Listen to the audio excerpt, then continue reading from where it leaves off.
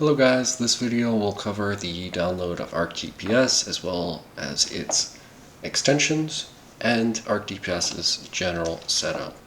So to get started, you'll go to deltaconnected.com/ArcDPS. The link will be in the description below. Here you'll scroll to the very bottom and download the file.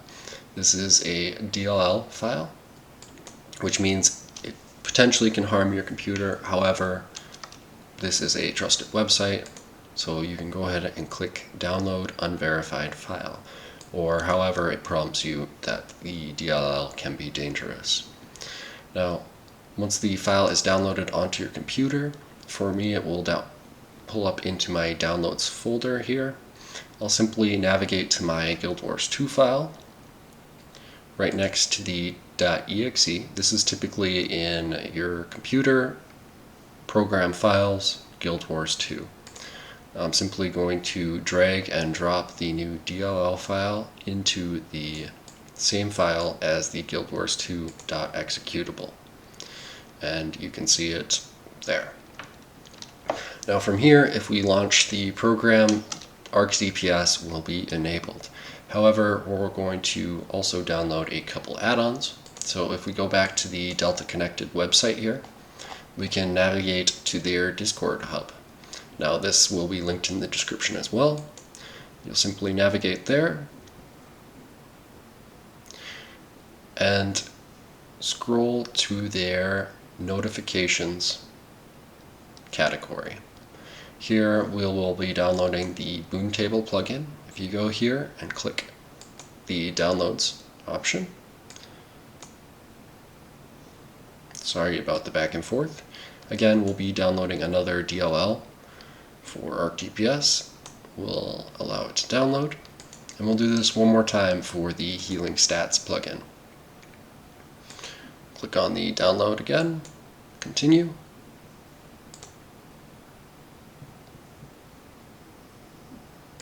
and we have to allow it once more. Now this is how you get all the other add-ons for ArcDPS here if you're ever interested. There are a lot available for PvE content. These are my two favorite, the Boomtable and Healing Stats for World vs. World. This is also a good place to check for the ArcDPS updates. As some of you may know, when ArcDPS is updated when Guild Wars 2 is updated, until ArcDPS has been properly updated, it will usually cause a game crash. So this Discord hub is a great way to tell when it is updated.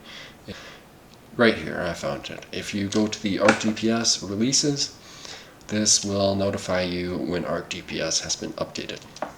From there, once it's enabled on your computer again, you can simply update when you launch Guild Wars 2. There's a handy little window that will allow you to click Update Program, then you simply restart Guild Wars. Alright, let's get these new files into the same folder as we put our ArcDPS DLL. So I will navigate back to my downloads and drag and drop these into the Guild Wars 2 file. If we come in here, we can see them available. Before moving on, something you need to know with ArcDPS is how to disable it when there is Guild Wars 2 update. To do so, you simply come in here, you grab the DLL file and move it to another folder. You can also rename it, and Guild Wars 2 will not recognize it as a DLL file. Simply right-click, rename, come over here,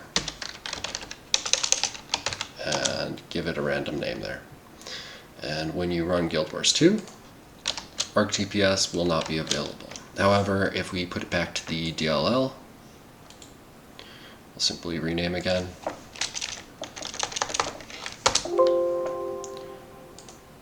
and run Guild Wars again. And with ArcDPS properly named, we'll hit the hotkey Shift+T and the window will appear. Now let's hop on in and check out how to modify it, how to set up your ArcDPS. Hey guys, this will be a guide for ArcDPS in World vs. World. This will only cover the basics.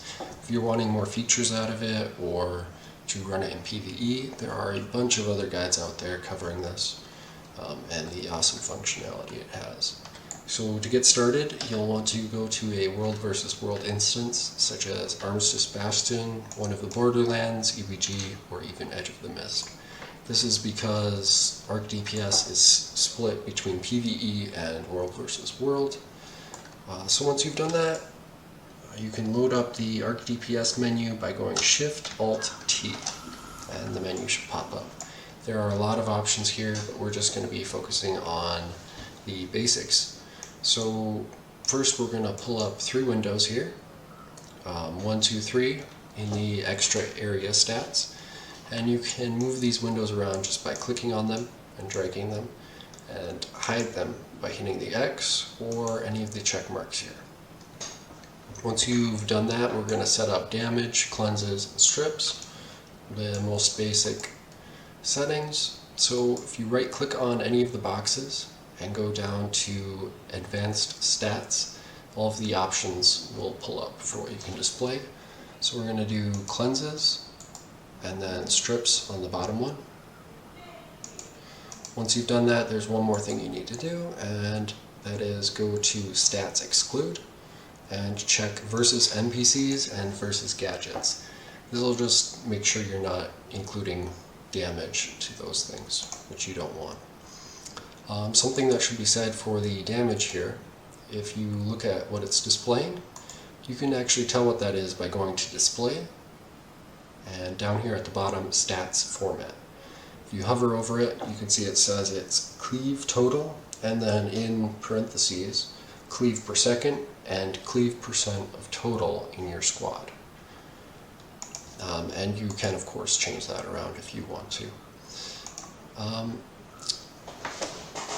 There are also styling options, such as hiding the background, which I really enjoy, particularly for the boon table coming up.